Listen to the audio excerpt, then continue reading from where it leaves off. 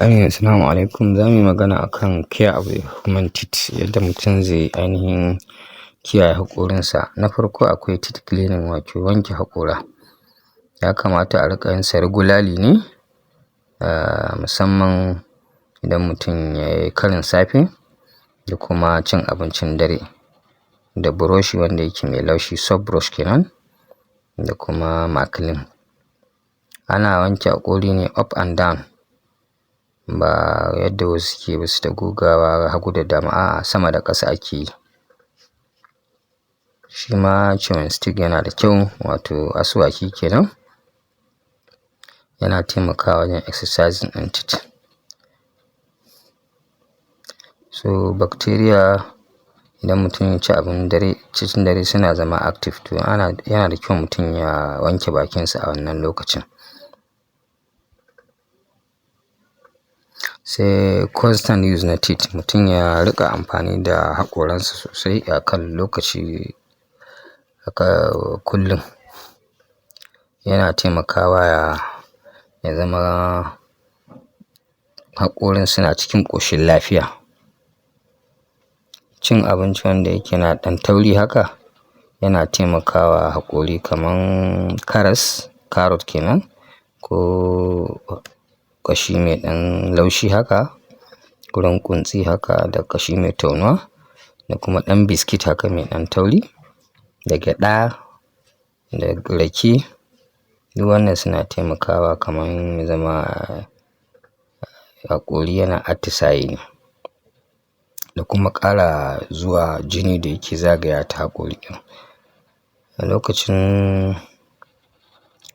lokacin da mutum yake tauna abinci, shi ma yawu yana ƙaruwar zuba ne haka, wanda shi ma yana taimakawa wajen wanke haƙorin da ainihin goge shi daga full particles. Kuma da yake yawu alkaline ne, yana taimakawa wajen neutralizing acids da bacteria suke producing a cikin baki. Sweet or sugary drinks, duk abinci da ya danganci zaƙi da mai zaƙi, to mutum a tsakanin cin abincinsa ya kamata ya guje shi. Kada mutum ya zama ya bar shi a bakinsa ya jima, domin suna taimakawa bacteria ya ƙaru a baki.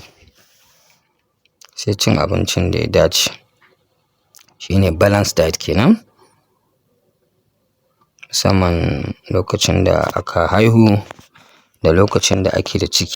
Abincin ya zama yana da calcium, phosphorus da fluoride da vitamin D wanda suke taimakawa haƙora. Haƙora bai zama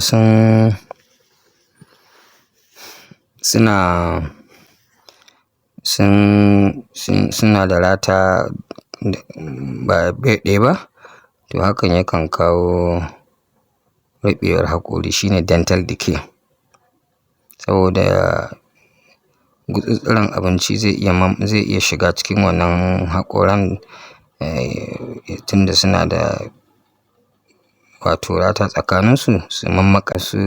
Iyaye mata sukan bai wa 'ya'yansu kulumboti ko kuma roba comforters su riƙa ɗan zuƙa, ko kuma ma wasu a riƙa ba su hannaye suna tsotsa. To irin waɗannan abubuwan suna hana ya zama haƙori ya fito a inda ya dace ya fito, sai ya zama wannan abin ya sa haƙorin ya ɗan karkace ko ya yi wani abu ba yadda zai fito ba, ya haɗe.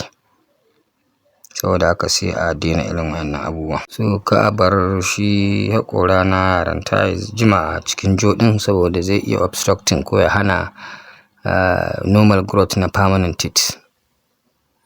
Idan an ga haƙori na yaranta sun jima, sai a kai wa likitocin haƙori domin su ga abin yake haka. Akwai dental inspection, wanda yana da kyau mutum ya riƙa zuwa asibiti yana ganin likitan haƙori ko dental surgeon duk bayan wata 6. So domin haƙori zai fara lalacewa ba tare da ka sani ba, Idan ka je ne za a bincika a gani a ɗau mataki na magani. Akwai pharynx. Shi pharynx short muscular tube ne wanda ya connecting mouth da esophagus. Bolus na abinci ana haɗiɗiyarsa ne daga pharynx zuwa ainihin esophagus, wato maƙogwaro kenan inda abinci ke wucewa. To ma'ana mun ci gaba kenan da bayanin mu dangane da alimentary canal, inda mun zo baki ne mun yi haƙori, mun ga haƙora da yadda suke, shine za mu ci gaba kenan. Sai esophagus. Esophagus kuma muscular tube ne, wani jaka ne za ka iya cewa, ko bututu wanda yake ya kai 30 cm long, wato ya kai tsawon centimeter 30. Ya haɗa pharynx da stomach na abinci a cikin esophagus maƙogwaro zuwa peristalsis ta hanyar wani wato tsari ne da ake ce masa peristalsis.